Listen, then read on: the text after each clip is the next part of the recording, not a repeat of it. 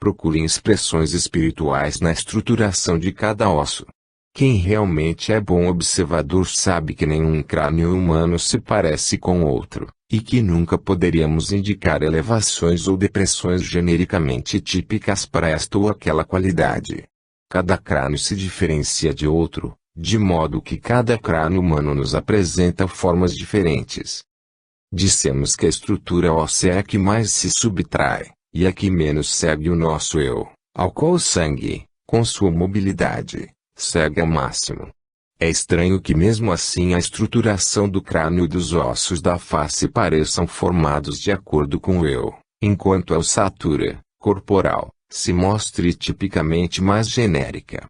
Quem observa a estrutura do crânio sabe, o fato de o próprio homem ser individual é tão verdadeiro quanto é verdadeiro que sua estrutura craniana é individual. Como é possível que essa maravilhosa configuração do crânio seja disposta, desde o princípio, de acordo com a individualidade humana singular, se o eu não tem influência sobre a ossatura? Porque o crânio, que deve desenvolver-se tal qual os outros ossos, é diferente em cada homem. Por quê? O motivo é o mesmo pelo qual se desenvolvem as características individuais do homem. A vida individual humana integral não transcorre apenas no período entre o nascimento e a morte, e sim em muitas encarnações. Enquanto não tem influência sobre a estrutura craniana na encarnação atual, nosso eu desenvolveu as forças que determinam a estrutura do crânio, a forma craniana na encarnação atual com as vivências de sua encarnação anterior, no tempo entre a morte e o próximo nascimento. A característica do eu na encarnação precedente determina a forma craniana da encarnação atual. Desse modo, a expressão plástica exterior da estrutura craniana expressa a maneira como cada um de nós, como individualidade, viveu e atuou na encarnação anterior. Enquanto todos os outros ossos em nós exprimem algo humanamente genérico, o crânio, em sua forma externa, expressa o que fomos e o que fizemos na encarnação anterior. O elemento extremamente móvel do sangue pode, portanto, ser determinado pelo eu na presente encarnação. Nossos ossos, porém, já se subtraíram totalmente à influência do eu na encarnação atual, até o último remanescente, os ossos cranianos, que na encarnação atual tampouco podem mais seguir o eu. O osso craniano, que se desenvolveu a partir da maciez da substância germinadora, onde o eu ainda podia ter uma atuação plasmadora, expressa nossa maneira de ser na encarnação precedente. Não existe uma frenologia geral. Aliás, se quisermos considerar a frenologia, ela não pode ser uma ciência esquematizante, e sim deveria observar as características plásticas da estrutura craniana de maneira artística. Devemos apreciar nossa estrutura craniana como uma obra de arte. Mas devemos ver na conformação craniana algo individual, que é a expressão da história do eu numa encarnação anterior. Vemos, portanto, que até essa forma da ossatura exibida na estrutura craniana se subtrai ao eu à medida que este não tem qualquer influência sobre ela na presente encarnação. Contudo, ele ainda a influencia na passagem entre a morte e o novo nascimento, período em que, de certa maneira, recolhe novamente as forças que já se lhe haviam subtraído na vida anterior e que, sob sua influência, estruturam o sistema ósseo, principalmente o crânio, para a vida seguinte. Por isso, ao se falar da ideia da reencarnação dizendo tratar-se de um assunto geralmente subtraído ao julgamento racional, sendo preciso acreditar no que diz o pesquisador do espiritual, isso não é correto. Podemos responder o seguinte: é possível convencer-se de modo palpável de que o eu humano deve ter estado presente numa encarnação anterior. O crânio humano é a prova palpável de como o homem foi na encarnação precedente. Quem não admite isso, quem vê algo paradoxal em concluir a existência de algo anteriormente vivo que, a partir da vida precedente, formou o aspecto exterior, tampouco tem o direito de deduzir algo anteriormente vivo onde quer que se lhe apresente uma estrutura plástica. Quem não admite, como conclusão rigorosamente lógica, que a configuração de encarnações anteriores se expressa na forma craniana individual, não tem o direito de concluir, a partir da forma externa de uma concha vazia encontrada ao acaso, que esta tenha alguma vez abrigado um ser vivo. Quem quiser concluir, a partir da concha morta, que em seu interior houve um ser vivo que a formou, não poderá rejeitar a conclusão igualmente lógica de que na estruturação individual do nosso crânio reside a prova direta da atuação de uma vida anterior sobre a atual. Assim os senhores veem que aqui temos um dos portais através dos quais podemos iluminar, pela fisiologia, a ideia da reencarnação. Existem muitos desses portais, basta apenas dar tempo ao tempo. Se formos pacientes e esperarmos, encontraremos os lugares onde se apresentam as provas e o modo de levantá-las. E se alguém quisesse negar que o conteúdo aqui exposto tenha lógica, deveria negar também toda a paleontologia, que se baseia nas mesmas conclusões. Vemos, assim, como através da investigação das formas do organismo humano podemos reconduzir as suas bases espirituais. 27 de março de 1911. A vida consciente do homem. No decorrer destas conferências, certamente tivemos a impressão de que os diferentes sistemas orgânicos e as divisões do organismo humano participam, das mais variadas maneiras, do processo geral desse organismo. Podemos apontar diferentes fenômenos nesse sentido e julgamos oportuno, no decorrer das conferências proferidas até agora, atribuir provisoriamente as atividades que atuam nos diferentes sistemas orgânicos a membros superiores, suprassensíveis da organização humana. Assim, por exemplo, afirmamos que a circulação sanguínea humana se relaciona intimamente com o que denominamos eu humano, de modo que podemos considerar o sangue um instrumento deste. Também podemos atribuir o que denominamos vida consciente ao sistema nervoso. Mas também mostramos como uma parte especial do sistema nervoso, o sistema nervoso simpático, tem função oposta da outra parte do sistema nervoso, uma tarefa que consiste em reprimir, por assim dizer, tudo o que se passa nas profundezas do organismo humano, tudo o que é provocado pela atividade do nosso sistema cósmico interior de modo que isso não possa aflorar no horizonte ou na constituição corpórea normal, isto é, não possa aflorar na consciência diurna. Ontem tentamos mostrar ainda, pelo menos aproximadamente, que a vida consciente do homem o que mais se subtrai àquilo que se estrutura no sólido arcabouço ósseo. No entanto, tivemos de chamar a atenção para o fato de que algo, em sua essência, deve estar ativo nesse arcabouço ósseo sólido, algo que per fim permite ao homem desenvolver o órgão para a sua vida de eu consciente, a circulação sanguínea. Sendo assim, podemos dizer também que a incorporação do sistema ósseo humano significa, para o organismo integral do homem, que ele pode assumir a forma humana, e que tudo o que se passa dentro dos processos transcorridos no sistema ósseo sólido mantém-se abaixo do nível da consciência. Na organização humana sempre lidamos com aspectos semelhantes, ou seja, e é importante que nos entendamos bem neste ponto. O que existe dentro da organização humana é, por assim dizer, protegido contra as influências exteriores que acontecem em nossa periferia e no grande âmbito do universo. Dissemos que os 7 membros do sistema cósmico interior, aqueles 7 órgãos que, por assim dizer, espelham o sistema planetário exterior em nosso interior, especialmente o baço, detêm as leis exteriores do que ingerimos como alimentos, libertando-os, por assim dizer, dessas leis. Desse modo as substâncias nutritivas podem ser absorvidas pelo organismo humano filtradas, não penetrando nele de forma a permitir que se mantenha no organismo sua própria regularidade e sua própria mobilidade.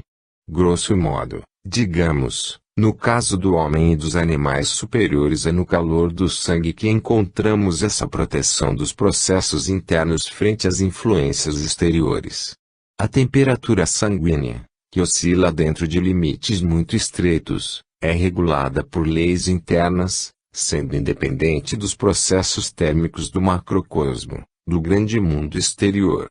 Na constância do calor sanguíneo os senhores têm uma espécie de fenômeno básico bem palpável. Cumpre sempre apontar como um aspecto sumamente essencial da organização interna humana consiste no fato de um elemento limitado do ente humano ser isolado em relação ao macrocosmo, desenvolvendo sua própria dinâmica. Para chegarmos a uma compreensão melhor do organismo humano, será bom partirmos hoje de um do outro lado, para contemplar um pouco a vida consciente. Já sabemos, das conferências anteriores, como a vida consciente do homem se utiliza dos instrumentos do sangue e do sistema nervoso, mas ainda não pudemos abordar os processos mais sutis. O que tenho a dizer agora tende a chocar de maneira profunda, confesso isso abertamente, o mundo exterior, a ciência natural atual.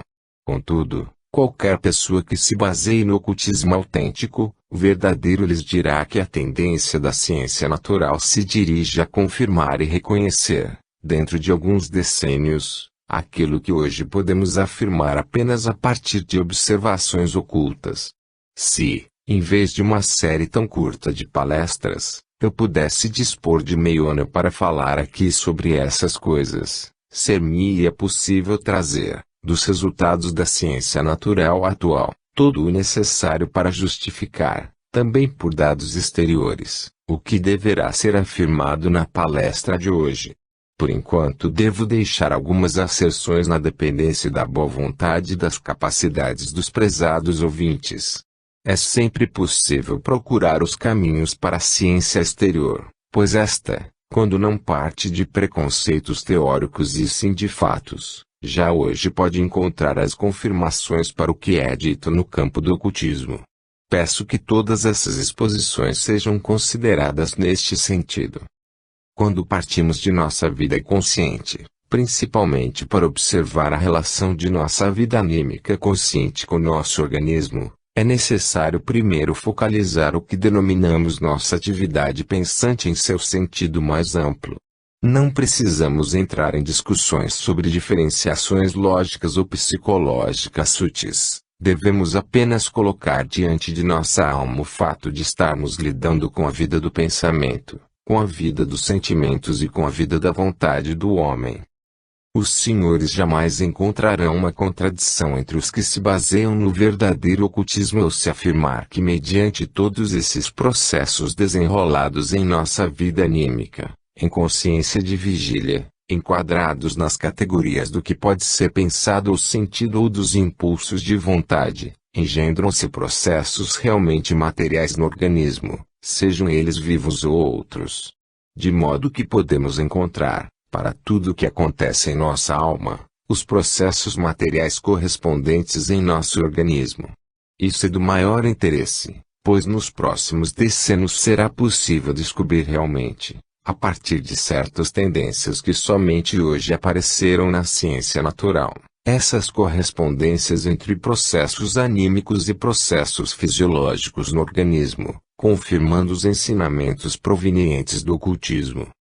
A cada processo do pensamento, assim como a cada processo do sentimento e também a cada processo que pode ser designado por impulso volitivo, corresponde um processo em nosso organismo.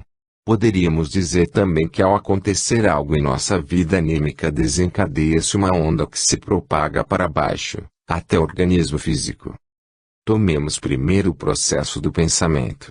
É melhor focalizar um processo de pensamento que, como pensamento matemático por um pensamento objetivo semelhante, não influencia nossos sentimentos nem nossa vontade.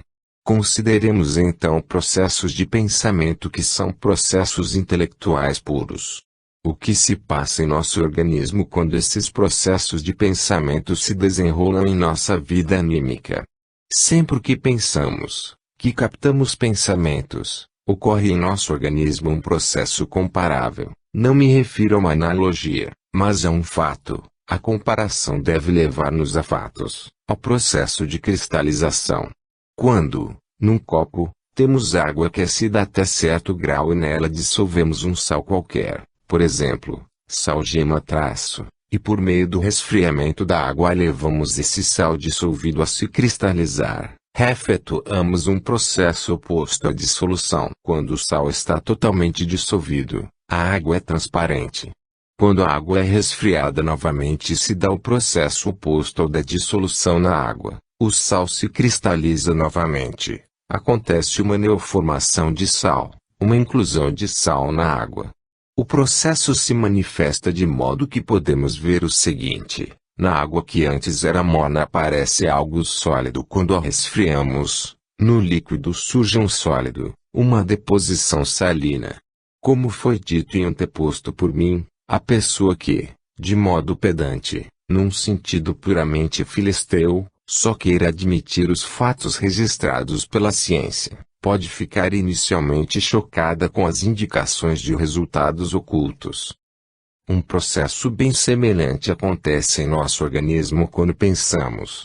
Ao processo do pensar corresponde um processo de deposição de sais, que tem sua origem numa atuação do sangue e retroage excitando nosso sistema nervoso. Um processo, portanto, que se passa no limite entre nosso sangue e nosso sistema nervoso. E assim como podemos observar a cristalização do sal quando olhamos a água no copo, ao observarmos uma pessoa em condições satisfatórias para poder pensar podemos ver como, de fato, se desenrola esse processo, e isso pode ser percebido nitidamente no suprassensível pelo clarividente. Deste modo pusemos diante de nossa alma esse equivalente físico do processo pensante. Perguntemo-nos agora, como se apresenta o correspondente no caso do sentir. No caso do sentir, não encontramos nada que se pareça com uma deposição de sais em processo de solidificação, ou seja, com um processo contrário ao de dissolução, mas no organismo ocorrem processos sutis que se passam tal qual quando um líquido se torna semissólido. Imaginem que um líquido se torne semissólido como albumina líquida e coagule, adquirindo a consistência de proteína engrossada. Trata-se, portanto, da solidificação de algo líquido. Enquanto no processo do pensamento temos a separação de algo sólido, salino de um líquido, e que depois se deposita, na esfera dos sentimentos temos uma passagem de determinadas partículas do sangue de um estado mais líquido para um estado mais denso. A própria substância é levada a um estado mais denso por uma espécie de coagulação. A observação clarividente mostra-se a formação de pequenos flocos, assim como num copo contendo um determinado líquido. Os senhores podem provocar, por meio de certas reações, um processo de floculação interior, uma secreção de pequenas gotículas intumescentes de uma substância líquida. Passando agora ao que designamos por nossos impulsos volitivos, vemos que seu equivalente físico é ainda diferente. Isto é até mais facilmente compreensível, pois chegamos a um ponto em que a coisa se torna mais manifesta. O processo físico correspondente aos nossos impulsos de vontade é uma espécie de processo de aquecimento, que produz elevações de temperatura, uma espécie de aquecimento do organismo. Como esse aquecimento está intimamente relacionado com a pulsação do sangue, podemos afirmar que os impulsos da vontade estão relacionados com o aumento de temperatura do sangue.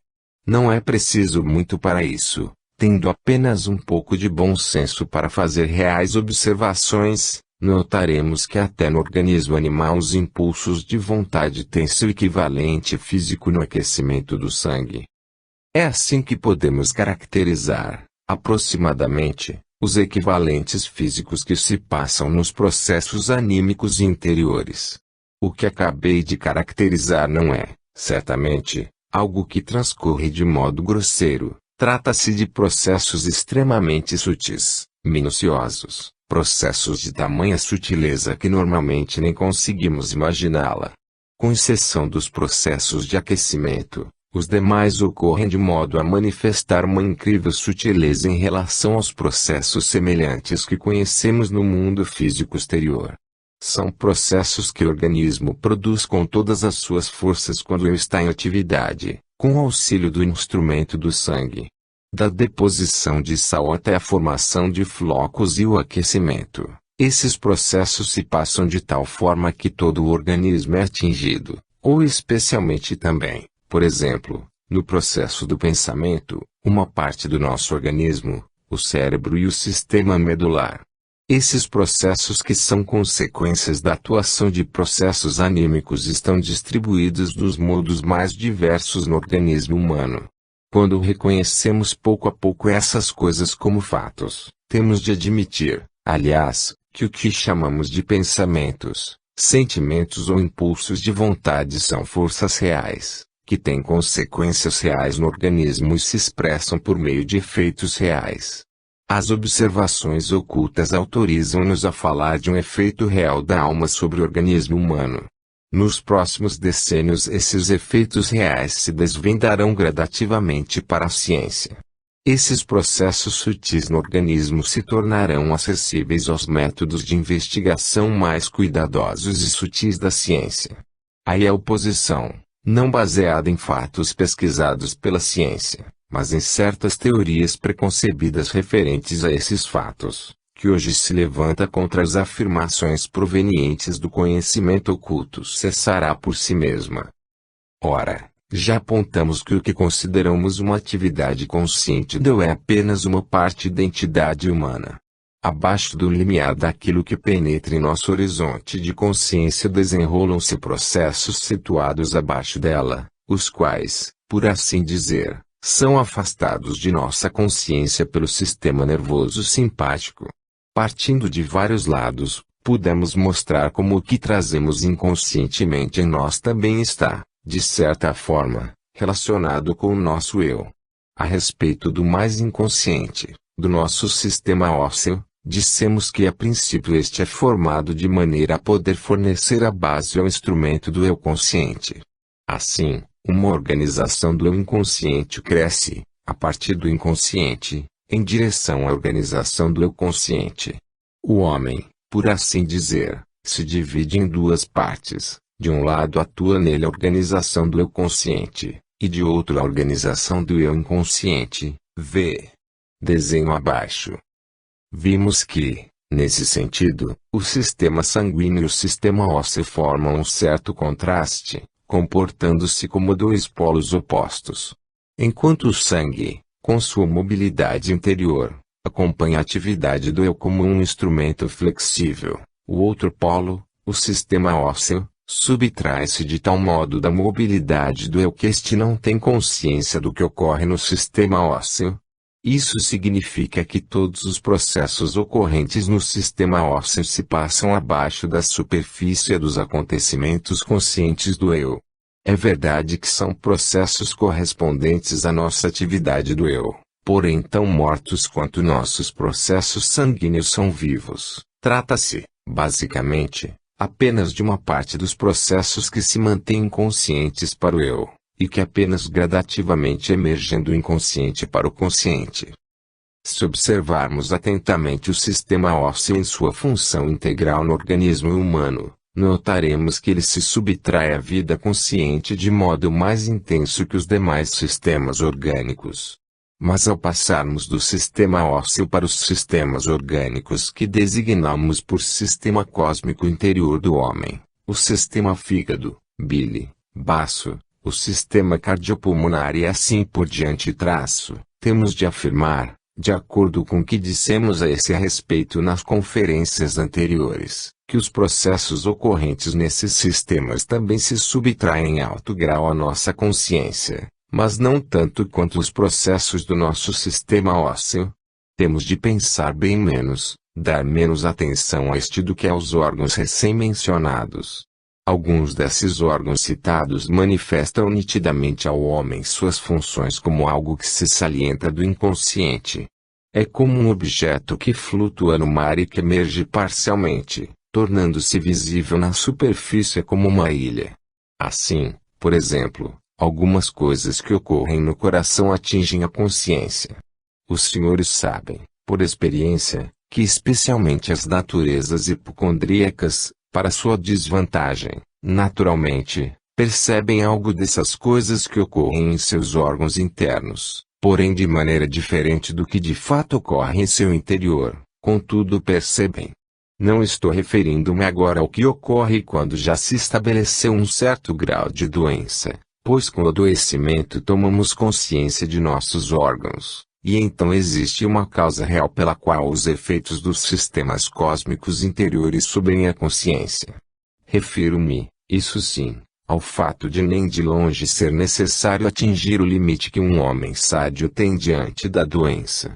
Infelizmente esse limite se desloca com bastante frequência. O que muitas vezes já é tido como doença pode, certamente, ser considerado um grau maior ou menor do afloramento dos processos interiores na consciência. Portanto, devemos realmente pesquisar as causas das diferentes doenças de modo a questionar o seguinte: no caso das doenças, estarão as origens das dores nos órgãos ou devemos procurá-las em outro lugar? Ora, é sabido que somos protegidos, pelo sistema nervoso simpático, da entrada na consciência do que acontece nas profundezas do organismo. Considerando que o sistema ósseo estrutura o homem em sua forma, em sua configuração de modo que nele o sistema sanguíneo possa ser um instrumento para seu eu, devemos ter bem claro que também os demais sistemas orgânicos, de certo modo, crescem de encontro à vida consciente do homem, que finalmente deve desabrochar como uma flor. Deve-nos ser claro que todos esses órgãos, embora não estejam impregnados da vida completamente consciente, também já contêm o elemento que cresce ao encontro de nossa vida anímica consciente, assim como, conforme vimos, nosso sistema ósseo cresce de encontro à vida do eu. Devemos questionar agora, até que ponto esse sistema interior, que designamos como sistema cósmico interior, cresce de encontro à vida anímica consciente do homem. Se, por um lado, consideramos o fato de termos no sistema ósseo o suporte mais sólido em nosso corpo físico, determinando o sistema sanguíneo no sentido de este atuar nos locais adequados para desenvolver-se em instrumento do eu. De outro lado, devemos afirmar que o sistema ósseo também sustenta e mantém na posição correta os órgãos que anteriormente denominamos sistema cósmico interior. Ora, o que ocorre com o sangue também favorece esses órgãos. Se os senhores observarem todos esses sistemas orgânicos, notarão que nada poderão descobrir, em sua disposição, que esteja tão íntima e essencialmente relacionado com a forma exterior do homem como o sistema ósseo.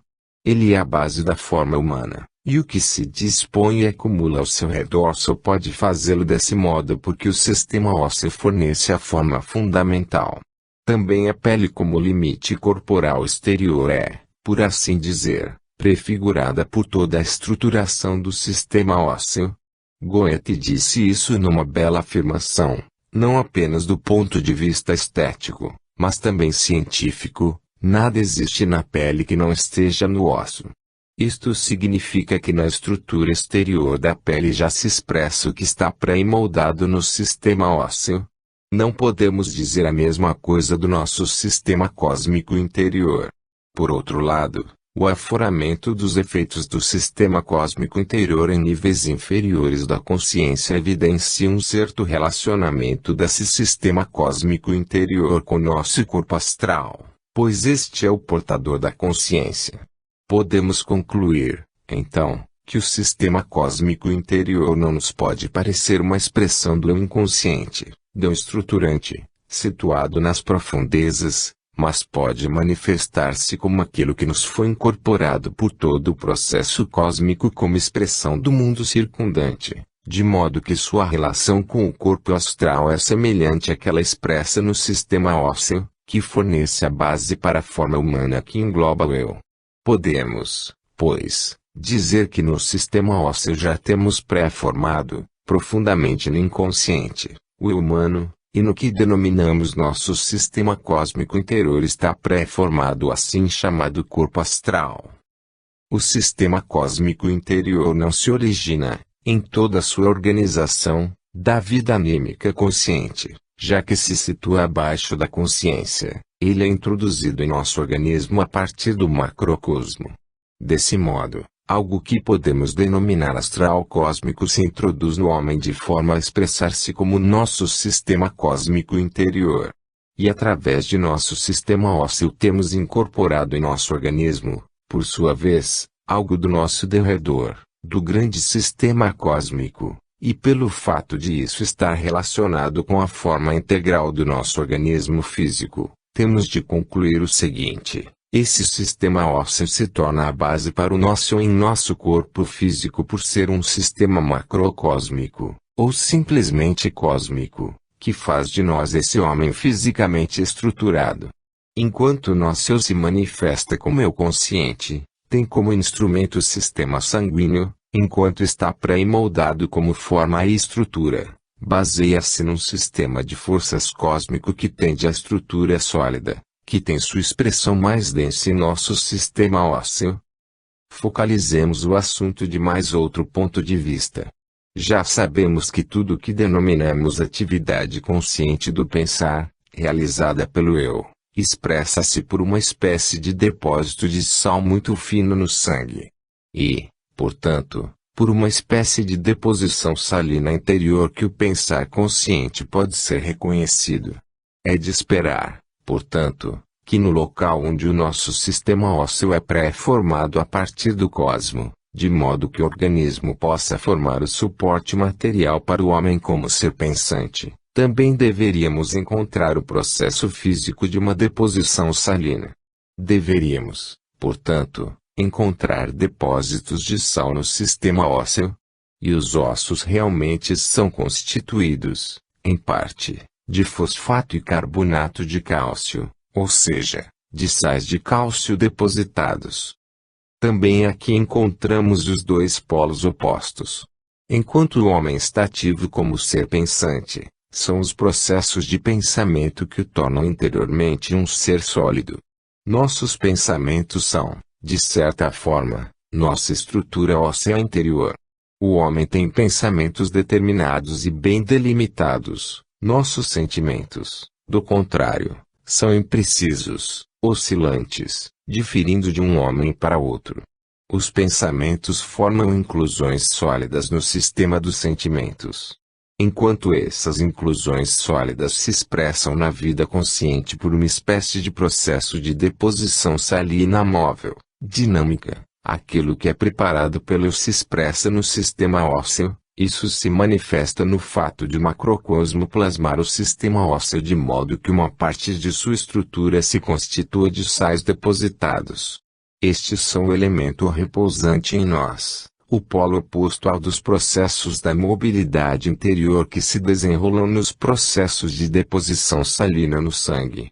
Assim, o homem se torna um ser pensante a partir de dois lados de nossa organização. De um lado, inconscientemente, pela estruturação do nosso sistema ósseo, de outro, conscientemente, quando em plena consciência realizamos, seguindo o modelo do processo de nossa estruturação óssea, os mesmos processos que se apresentam no organismo como processos de deposição salina, dos quais podemos dizer que têm mobilidade interior. Os sais formados pelo pensar precisam ser dissolvidos, removidos logo pelo sono a fim de não provocarem processos de desintegração, de dissolução no organismo. Temos de reconhecer que o pensar é um verdadeiro processo de destruição. O sono benéfico exerce um processo de involução, cujo efeito é o sangue ficar livre dos sais depositados, o que nos permite desenvolver novamente pensamentos conscientes quando em vigília diurna. Entretanto, não cabe simplesmente dizermos que pensar é um processo de formação de sais, pois se os homens não compreenderem isso de maneira correta, alguém poderia muito bem dizer que a ciência espiritual afirma as maiores tolices. Agora prossigamos.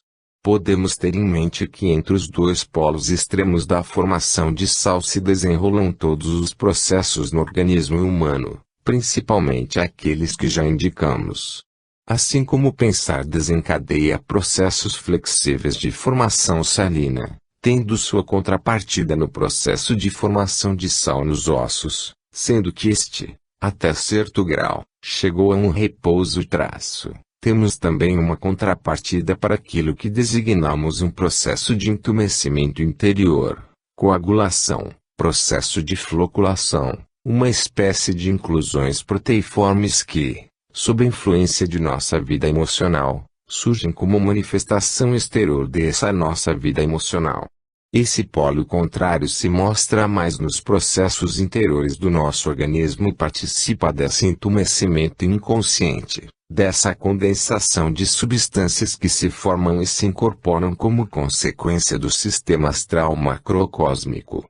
Trata-se do colágeno ósseo, que participa do processo de formação óssea e é inserido nas outras substâncias ósseas.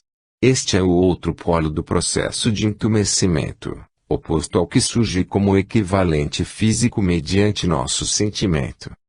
Nossos impulsos volitivos expressam-se organicamente num processo calórico, num processo de aquecimento interior.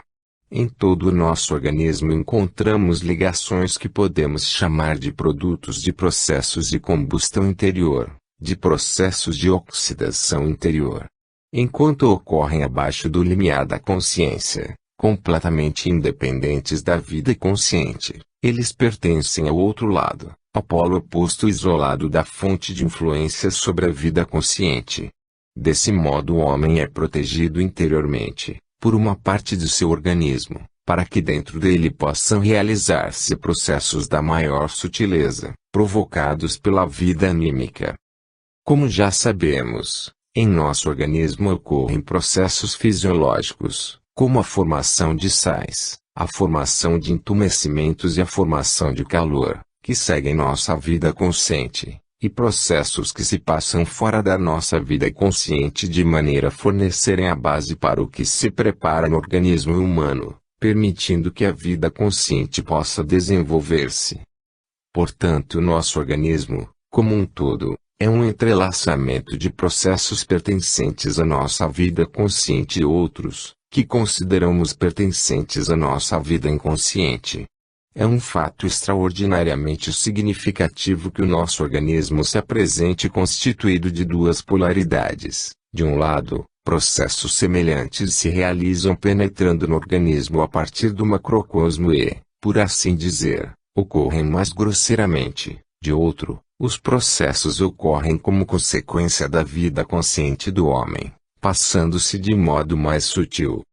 Ora, no organismo completo atual todos esses processos interagem entre si, e da maneira como o organismo se nos apresenta não podemos simplesmente separá-los, colocando limites nítidos por toda parte. Um processo interfere no outro. Basta os senhores observarem o sistema sanguíneo, o elemento mais móvel e mais sutil do organismo. No sangue os senhores veem o agente tanto dos processos de deposição salina como dos processos de coagulação de uma substância líquida, e ainda dos processos de calor. Encontramos esses processos também em outros sistemas orgânicos, estabelecendo, de modo semelhante, uma íntima relação. Quando, por exemplo, absorvemos substâncias alimentares procedentes do exterior em nosso trato digestivo, esses alimentos ainda contêm o que eu denominei sua mobilidade exterior. Eles sofrem um primeiro grau de peneiração na boca ao serem preparados pela mastigação para o processo digestivo do estômago. Em seguida são devidamente metabolizados pelos órgãos que designamos por sistema cósmico interior e, finalmente, são conduzidos para onde podem alimentar o instrumento mais sutil do organismo humano, o sangue. Depois de termos indicado, de certo modo, a sequência da peneiração dos alimentos pelos sistemas orgânicos interiores, podemos imaginar facilmente que de fato o sistema sanguíneo, o sistema mais sutil, precisa absorver a mobilidade das substâncias alimentares o mais peneirada possível, contendo que chega até o sangue o menos possível da dinâmica própria dos alimentos ao serem ingeridos. Ao serem ingeridas, as substâncias ainda mantêm boa parte de sua mobilidade e natureza próprias. Ao atravessar o estômago e os outros sistemas orgânicos, precisam desfazer-se delas, e chegando ao sangue se tornaram algo completamente novo. Por isso o sangue é também o órgão mais protegido contra as influências do mundo exterior, desenvolvendo seus processos da forma mais independente possível do mundo externo. Este é um lado, mas já mostramos detalhadamente que o sangue se volta para dois lados, como uma lousa. Ele recebe influências tanto de uma como de outra direção. Por um lado ele é dirigido aos órgãos situados nas regiões mais profundas do organismo humano, onde todos os processos são contidos, repelidos pelo sistema nervoso simpático, de modo que não chegam à consciência. Mas o sangue também tende a dirigir-se ao outro lado, às vivências da vida anímica consciente. Ele não deve assimilar apenas os processos inconscientes, também o eu consciente deve impregnar-se nele. Nossas atividades anímicas conscientes precisam transformar-se de tal modo, antes de atingir o sangue, que possam ser nele a expressão do que nos cerca. O que é que nos cerca? O mundo físico sensorial, vista que o corpo etérico, incorporado ao mundo vegetal, não existe para a consciência normal. Para a consciência nítida diurna, o homem pertence apenas ao mundo físico, o mundo vital é invisível para nós.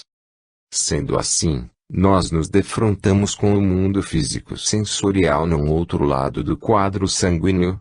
A totalidade da vida anímica, como ela transcorre sob as impressões do mundo físico sensorial, como produz os pensamentos, como inflama os sentimentos, como estimula os impulsos da vontade enfim, tudo isso precisa encontrar seu instrumento no sangue, desde que seja a vida consciente do eu.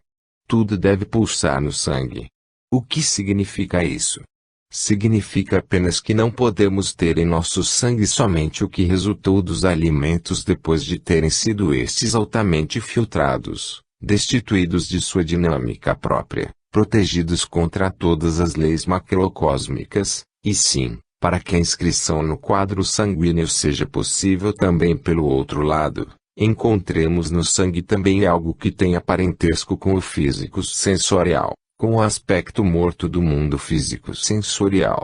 O que diz respeito à vida pode ser reconhecido pela consciência comum apenas por meio da combinação de impressões físicos sensoriais. Em sua realidade, pode ser reconhecido somente pelo membro suprassensível inferior da entidade humana, o corpo etérico. Portanto, o sangue deve ter um parentesco com o mundo físico sensorial, tal como este se apresenta diretamente. Veremos agora que ao sangue se incorpora algo do qual podemos dizer que não está aí presente tal qual se fosse determinado pelos processos que emergem de nossa entidade, das profundezas de nosso organismo até o sangue cuja dinâmica é, portanto, adaptada à nossa. Ao contrário, é como se fosse incorporado ao nosso sangue pela atividade de dinâmicas e mobilidades macrocósmicas exteriores. Devemos ter em nosso sangue algo que é e atua como os processos exteriores diretos, mas que interiormente transcorrem do mesmo modo como exteriormente no macrocosmo, ou seja, não perdendo sua dinâmica própria. Portanto, em nosso sangue devem desenrolar-se processos físicos, químicos, inorgânicos, necessários para que nosso eu possa participar do mundo físico. Precisamos procurar no sangue substâncias que possam agir de maneira que sua característica física, sua dinâmica própria seja mantida. E realmente encontramos isso no sangue. Em nossos glóbulos vermelhos temos algo nos mostrando nitidamente que, mal começa a viver, já está no momento de transição da vida para a falta de vida. Por outro lado, acha-se incorporado ao sangue um processo de aquecimento contínuo comparável a um processo de combustão exterior, em que o processo de oxidação gera novas possibilidades de vida. Temos, portanto, adaptado ao sangue aquilo que faz do homem um ser físico sensorial. Assim nos fica evidente, até na organização do sangue, como o exame físico, o exame químico pode ser esclarecido por revelações a partir da contemplação oculta, e como esta torna compreensível em que se mostra a visão exterior direta. Em resumo, podemos dizer que no organismo humano, no sangue, temos processos estimulados pela atuação do mundo exterior, sendo eles de natureza físico-sensorial. Além disso, também encontramos no sangue processos que emergem do outro lado, baseando-se na incorporação das substâncias alimentares modificadas e filtradas ao máximo. Sob esse enfoque, o sangue se nos revela significativamente como um muito especial extrato, pois de um lado volta sua essência ao reino mais baixo, inferior que conhecemos e apresenta-se como uma matéria capaz de realizar processos químicos exteriores, a fim de poder ser um instrumento para o eu. De outro lado é aquela substância mais protegida, a fim de executar processos interiores impossíveis de serem realizados em outro lugar, porque todos os outros processos orgânicos são precondições para isso. Os processos mais sutis, mais elevados do que são estimulados nas profundezas de nosso organismo unem-se, em nosso sangue, aos processos físico-químicos que se nos deparam por toda parte no mundo. Em nenhuma outra substância o mundo físico-sensorial se encontra tão diretamente com o outro mundo, interior, que pressupõe a existência, a atividade de sistemas de forças suprassensíveis, como em nossa substância sanguínea. Nenhuma outra substância revela isso como o sangue que flui por nosso organismo. De fato, no sangue se juntam o que o homem pode encontrar de mais baixo ao seu redor e aquilo que se pode formar, organicamente, de mais elevado em sua natureza. Isso torna evidente, em relação aos processos complicados ocorrentes no sangue, estarmos nos deparando com algo que, ao se tornar irregular ou sofrer perturbações, pode provocar irregularidades de alto grau em nosso organismo como um todo. E quando tais irregularidades se apresentam, devemos sempre refletir sobre sua origem. É difícil distinguir, num caso particular, se devemos atribuir essas irregularidades aos processos que transcorrem segundo o padrão dos processos físicos ou químicos ou se elas correspondem a outros processos no sangue. Se for segundo o padrão dos processos físico-químicos, precisamos estar cientes de que devemos combatê-los a partir do lado da consciência, no sentido da relação que a consciência tem com o plano físico. Abre-se aqui um campo terapêutico cuja característica é verificar se determinadas irregularidades se relacionam com os processos que podemos denominar físico-químicos. Diante dessa premissa, é favorável interferir, mediante impressões exteriores, pela regulação adequada destas, visto que elas produzem esses processos físico-químicos. Referimos-nos menos às impressões anímico-espirituais e mais, principalmente, ao que podemos provocar por meio de uma regulação do processo respiratório e pelo controle dos processos de interação do organismo interior com o mundo exterior através da pele. Mas também podemos comprovar por outro lado os processos orgânicos mais sutis no sangue, devendo estar cientes de que nisso temos de reconhecer, por assim dizer, o terceiro grau de refinamento da nossos alimentos previamente elaborados. Se no organismo sanguíneo os processos sutis de formação salina, do entumecimento do calor podem ser provocados por processos exteriores, ou seja, podem ser determinados de fora em seu processo químico, podemos perguntar, por outro lado, o que determina os processos sanguíneos a partir de dentro. Temos de distinguir entre a função do sangue e o fato de este dever ser nutrido como qualquer outro órgão. Por outro lado, devemos reconhecê-lo também como o órgão que se encontra no mais elevado grau da atividade orgânica.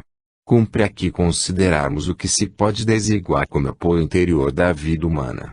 O sangue deve ser protegido principalmente da atuação direta do mundo exterior exercida pelas substâncias alimentares. Do contrário, sua atividade como instrumento de nosso pensar é impedida, sendo perturbado o processo que acima caracterizamos como processo de deposição salina. Essa proteção precisa partir do próprio sangue. Ele deve estar em condições de, por assim dizer, erigir um sistema ósseo espiritual por meio dos processos de deposição salina em que se repetem diariamente. Essa é uma tarefa que distingue o sangue de outros órgãos.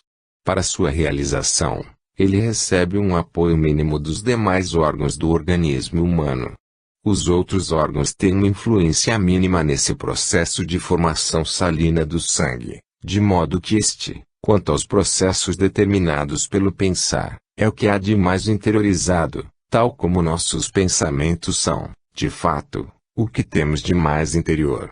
Com nossos sentimentos situamo-nos no limite entre o exterior e o interior. Quanto a seus impulsos volitivos, o homem flui com tal intensidade para fora que, em certas circunstâncias, nem mesmo se reconhecer. Em seu pensar o homem sempre se reconhecerá, mas não em seus impulsos volitivos. Os senhores podem perceber que, pelo fato de se discutir tanto a respeito da liberdade ou da falta de liberdade da vontade humana, não está tão claro o modo como surgem os impulsos volitivos. É em nosso pensar, portanto, que temos o aspecto mais interiorizado daquilo que o sangue, como instrumento do eu, deve realizar. Como o processo da deposição salina é o mais interiorizado e o que necessita maior proteção, em caso de irregularidades ou anormalidades do sangue será também esta atividade sanguínea que mais sofrerá. Ao percebermos que o sangue está incapacitado a ponto de não mais evidenciar sua atividade nessa direção, devemos estar cientes de que deve ser estimulado a ter uma atividade rítmica, caso sua vida própria haja caído abaixo de um determinado limite.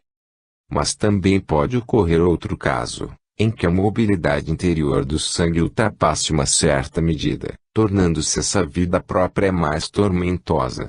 Essa situação é mais importante, pois é mais frequente nos casos de adoecimento. Raramente vemos o contrário. Em geral, a atividade dos órgãos internos é estimulada exageradamente, atuando da mesma forma sobre o sangue. Quando o sangue tende a desenvolver uma atuação exagerada em direção à atividade volitiva, temos de combater terapeuticamente esse ímpeto.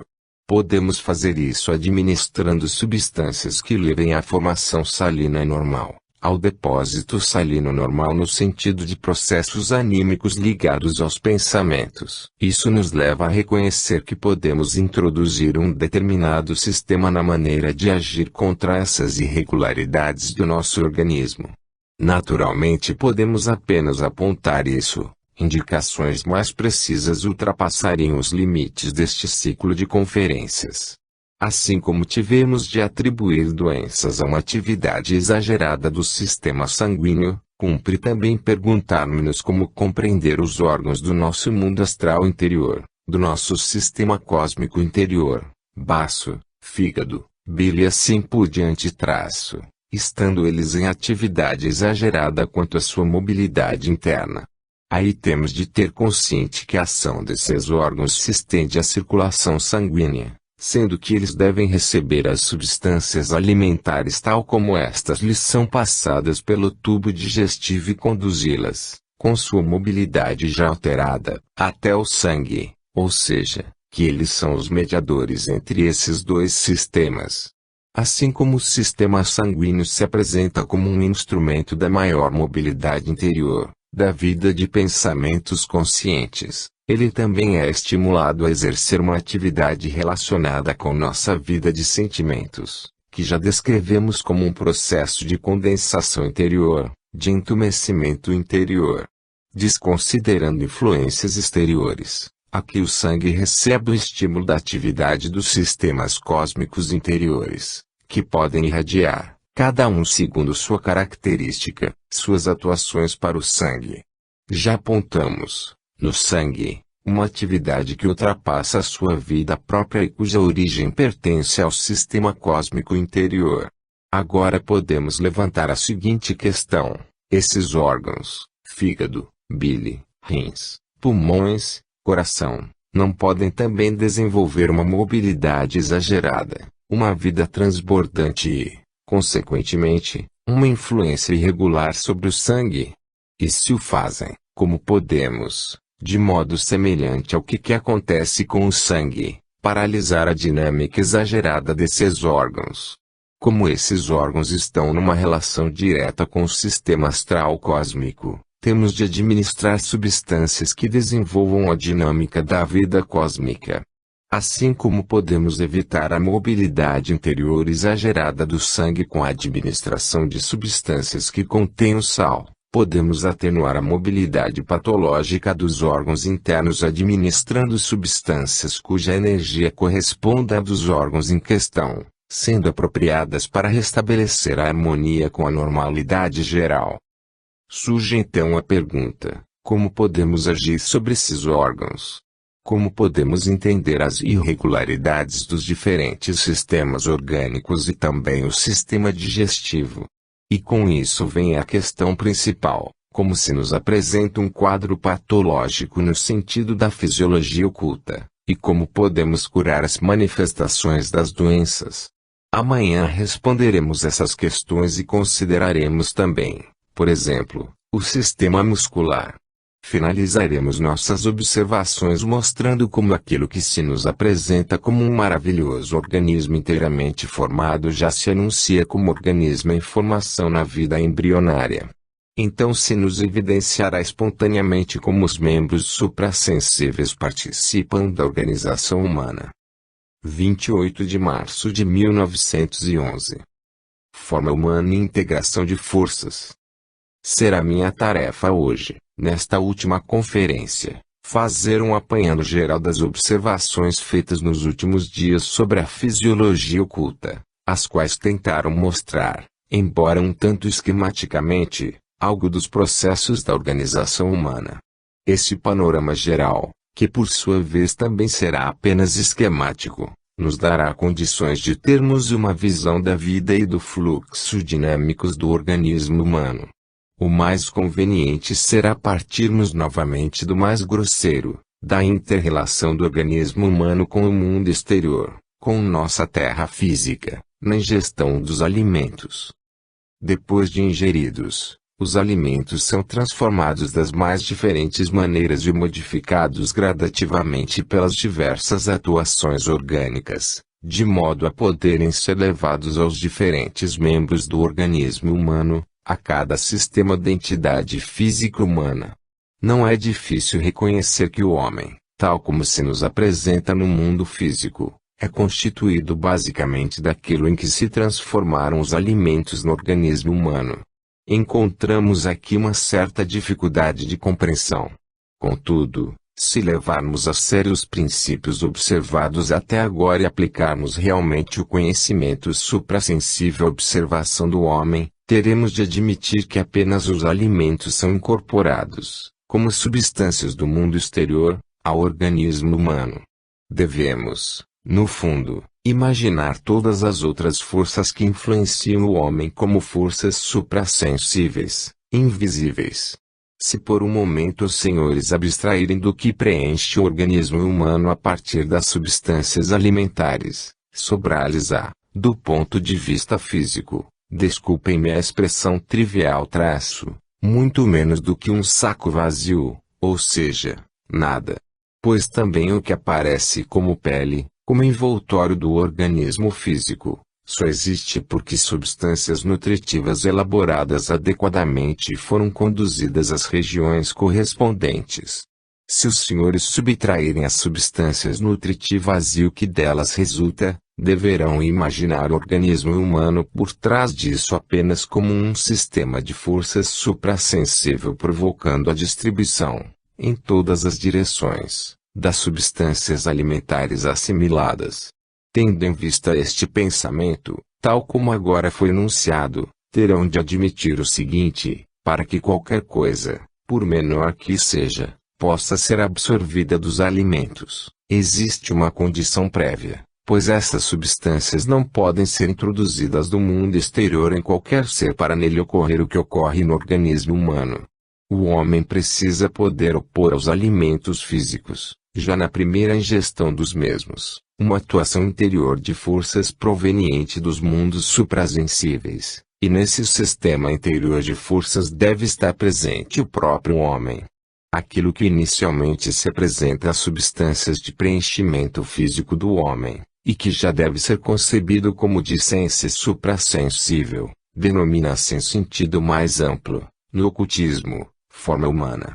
Enfocando o limite inferior da organização humana, Devemos imaginar encontrando-se frente a frente a matéria física e a forma suprassensível, a qual, como sistema de forças oriundo dos mundos suprassensíveis, tem como função absorver a matéria, não como um saco ou um fole, mas como algo suprafísico, suprassensível, e estruturar aquilo que permite ao homem aparecer de modo físico-sensorial. Somente pelo fato de a substância nutritiva assimilada se incorporar nessa